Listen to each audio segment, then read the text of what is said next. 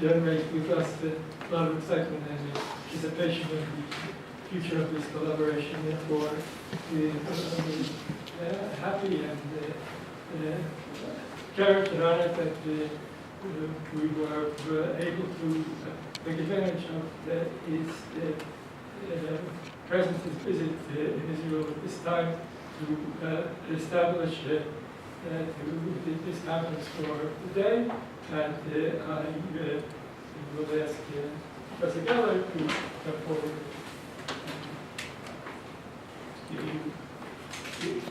Give his idea of what this is all about. I hope there's some similarity.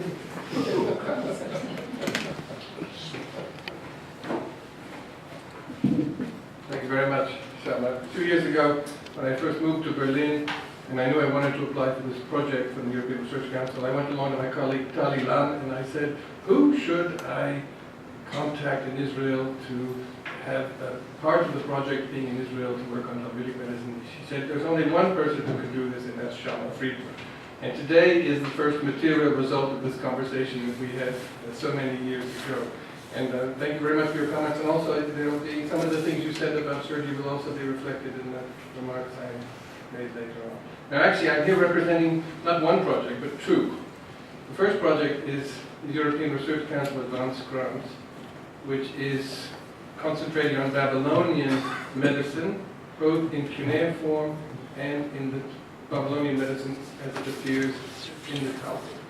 And the second project is a Sonderforschungsbereich. This is a German invention, also represents an enormous investment of German government funding, in which we are studying Greek influences in the Talmud, even in the Bavli, that show where Greek medicine is present, because one has to separate the two. And Tanya Hidde, who will be talking later today, a PhD student from Berlin, is someone who is actually collaborating with both of these projects. Now, the European Research Council project is 2.5 million euros, and it extends over 5 years. 2.5 million euros sounds like a lot of money, but it's not. And 5 years sounds like a lot of time, but it's not. And the Sonderforschungsbereich project is also now being relined for an additional 5-year period. So these are long-term, extensive investments in these studies of medicine. And the crucial thing is that the idea is to study Talmudic medicine in its scientific context. Now, the important thing about the European Research Council grant is that it's supposed to be high risk. You are supposed to present propositions which are difficult to prove and to establish, and this is the basis of the project. Now, there are 3 aspects of BABMED which I would consider high risk. Now, the first one is this. Now, you can't see this very well because it didn't show up very well, but it doesn't matter. These are tablets of Graeco-Babyloniaca. These are tablets known from Babylon, only about 20 exemplars, in which you have cuneiform on one side and transliterations of the cuneiform into Greek on the other side. Now, not translations, but transliterations, so you can tell exactly how it reads. Now, and it turns out to be these are normal exemplars of Babylonian scribal schools, or the same text we could have found 500 years earlier. But when this one, which happens to be the only one not in the British Museum, it's in the Harvard Semitic Museum, when I made my hand copy and took it along to the papyrologists at University College and said, how would you date the Greek?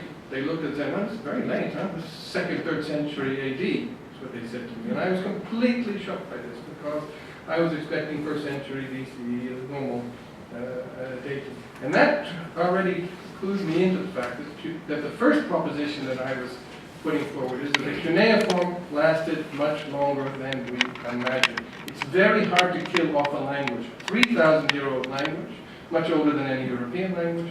It's well documented. It was an international lingua franca. Why should a language like this die out in the first place? And it actually takes, like Egyptian, it takes quite a long time for these ancient classical languages to die out. So Egyptian we know lasted until the 5th century CE. Why shouldn't Babylonian? So I think that the first proposition here that was high-risk proposition is that the cuneiform lasts much longer, and that means people are still able to read it and access the information. So I think I would still say 4th century is probably the right date. The second proposition that I was based on is that the scientific basis cultural basis, the scientific cultures in Babylonia and Eretz Israel are completely different. That is, we know from Lieberman and from others that lots of studies that Hellenistic and Jewish Palestine, Greek and Jewish Palestine, etc., there was a Greek cultural milieu in Eretz Israel. I don't believe a single Babylonian Amorah knew Greek, in my opinion. I don't, sorry, my Professor Kotick may disagree with me. I think that you find Greek words in the Bavli, but you can see that they're often not correctly understood. I don't think Greek was the language of science in Babylonia. And even among, not just among Jews, among non-Jews as well. Berosus, in my view, wrote in Aramaic. It was only later translated into Greek. It wouldn't be reasonable for Berosus to write in Greek, but nobody would be able to read it. So this is the second high-risk proposition. The third high-risk proposition is that that Aramaic medicine, Talmud in Aramaic, medicine in the Talmud in Aramaic goes back to Babylonian cuneiform medicine, not to Greek medicine. And this is why and often medicine in Hebrew in the Talmud often goes back to Eretz Israel. This is the reason why the usual paradigm is Greek words appear, loan words appear in the Hebrew, Akkadian loan words appear in Aramaic. You don't find Akkadian loan words generally in a Hebrew context. So I think there are linguistic lines here. Now these are all theoretical propositions that we hope to get clarified during the course of this project. These are hypotheses, and we can discuss them and debate them. I'll be very glad if we can discuss them and debate them later today. I just want to show you a couple of results, just the next 5 minutes. I want to show you some of the results, main results that have been achieved on the cuneiform side in the first 2 years of the project. So these are 3 very important texts. The reason why these are so important is because these are catalogs of magical information. Now the big problem always, the big conundrum is, how do you separate magic from medicine? They're both dealing with healing.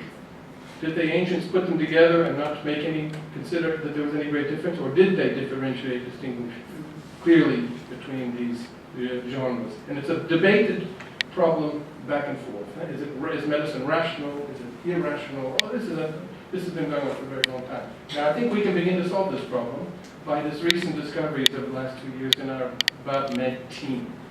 Now this is a medical catalog that was put together from different fragments that are found in Yale University. It turned out to be a single text, which is a catalog listing first lines of all medical texts known in Babylon, in Syria in about 700 BCE. Now, this is entirely new. This was a text known in the Berlin Museum, which was a catalog of all tablets dealing with magical texts from about the same time. And this was a text which was a catalog of all symptoms, text dealing with symptoms, catalogs of symptoms, which had been known, more or less ignored, was only really of interest because it had a very interesting and extensive colophon. Now, the important thing about this is that the really important discovery is that all of these texts were probably attributed to the same man. A man, Esagil Kenapri, who came from a very distinguished medical family, and said his ancestor was the doctor at the court of Hammurabi.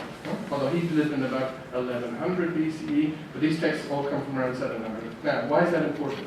This is a kind of Hippocrates, a figure like Hippocrates. The Hippocratic corpus is a large number of texts attributed to the same man, Hippocrates, although he knows that Hippocrates certainly did not edit most of the Hippocratic corpus. But assigning these texts to Hippocrates as a corpus gives them a certain definition, and it actually protects them. It preserves them. Many more medical texts are preserved if they're part of the Hippocratic corpus than if they're not outside the Hippocratic corpus. They're often more, unless they were quoted by Galen. So very important texts were lost, but those Hippocratics had a much better chance of survival if it's within this corpus. And it's the same thing here. These texts that were quoted became an official kind of standard medical texts that were known and copied in the scribal schools. Now, how do we, I can see if I Incidentally, Esagil Kenatli is called an umanu. Now, if you're from Aramaic point of view, you might say he's either, this is a craftsman or it's a bloodletter. I think that's a bad translation. But umanu in Babylonian, this is an important point, is an expert. This is the highest academic title in the Babylonian scribal academy. He's the professor. So this is a very important point because it has some kind of ramifications on how this word is used in the Talmud. Now, just to show you what's interesting here, this was this interesting colophon that occurred in one of these texts. And what's interesting is it says that this man, Esagil Kenatli, made a new edition of all of these texts. It's not that he wrote them all or invented them all. He brought them together into a corpus. He is, at least they're all ascribed to him as the creator of this new corpus. And that's the essential thing here. This is why he's a kind of Hippocrates kind of figure for Babylon. And he's interested in omens and physiognomic omens. So the different kinds of omens that are put together that are normally could be thought of as divination when they're applied to medical medicine. They're symptoms and they have medical applications. So these are clear genres that are now applied to medicine.